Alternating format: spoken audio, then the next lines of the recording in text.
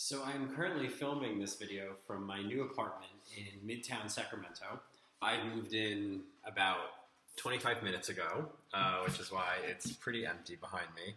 And I am feeling amazing about that. You know, it's in a lot of ways, it hits all the points on my kind of like list of things that I really wanted from my first apartment here.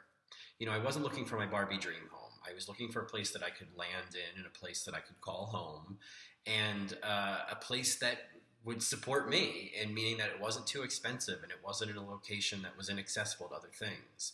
And I just got really clear on what I wanted, and then I let it go.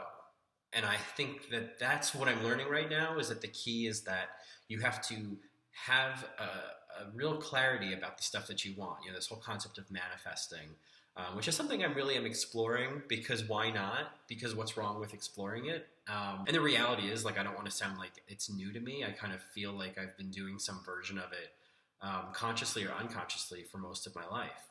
And I'm just now kind of understanding, like, I've been aware of it for a while, and now I'm kind of understanding the ways in which it works. Because, I'm not kidding, this apartment really does have a lot of what I was looking for. I mean, for one thing, it's a month-to-month rent. It's under $1,000, which, if you have lived in New York, that's unheard of.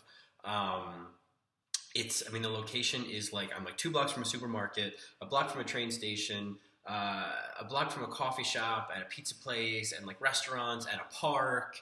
Like, everything is just surrounding me. And what's funny is that where I am in Midtown, when I first started looking at the map and kind of getting a sense of like where I was going to live, I knew that I'm off of Q Street. I knew that I was going to be off of Q Street. A little voice in my head had said, yeah, you're probably going to be off Q Street.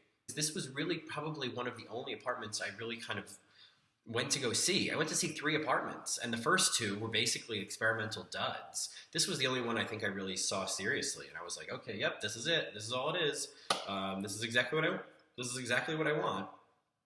And that's been also very true for this past year and all of these changes, is that all of the major decisions and major changes happen relatively simply. I mean, they weren't easy, but like on paper, they were very simple. In my mind, they were very simple. Deciding to leave New York, once all of like the struggle around that kind of fell away, and I just realized what the issue was, is that I needed to leave my job and leave New York. Then it was just like, oh, okay, well, I guess what I'll do is I'll leave my job, and then I'll do this, and then I'll just go December 1st, you know, I'll be in California. And I just mapped that out months before it happened, and then that was it.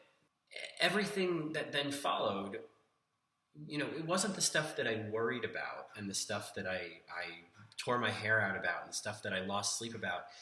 That never made a difference. Those things, whether they happened or not, were never as impactful as the things that just kind of suddenly showed up and happened, and I allowed them to happen. I feel like sometimes that when people say things like that, it kind of sounds like, well, I just tossed some magic beans on the ground, and then they grew. And that's, I mean, I don't want to say that that's not what happens, but that's because that's kind of in a way what happens. And it's so foreign to me, because I come from a world and a life and a mindset of that it's all about the amount of work you put in, and the amount of struggle you put in, and the amount of tears and sweat and blood that you put in, then will kind of then get transmuted into money and success and stability. And that was what it was all based on. And it's not. It doesn't seem to be for me, and I'm thinking that I'm going to go in that direction and believe that, because every time I've just let stuff happen, I got clear on what I wanted, and then I let it go, and I went on my merry way. It eventually came back around and found me, and at the right time.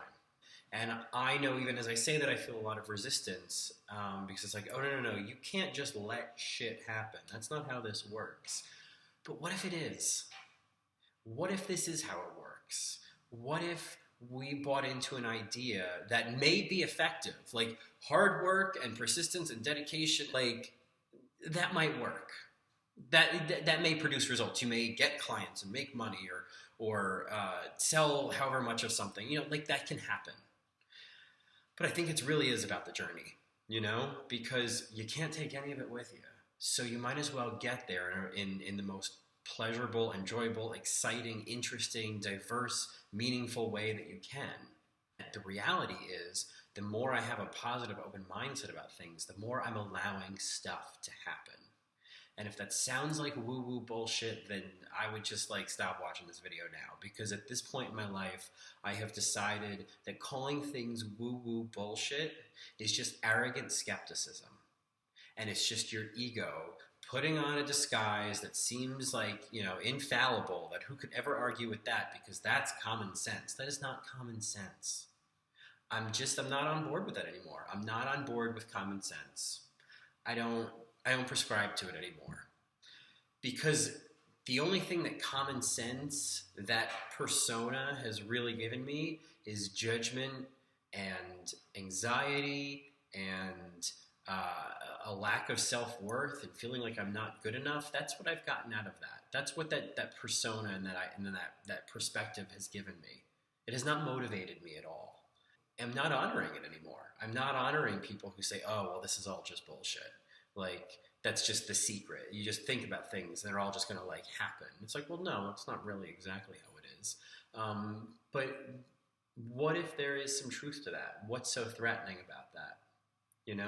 I think that's probably my biggest question, and maybe it's my question to myself versus anybody else, is like, what's so threatening about believing that there is more to life than what, the news tells you, more to life than what your skepticism can answer, I think it's so easy to just rely on like what science can prove, and to not accept that there can be more, that there can be more to life than just what science can prove.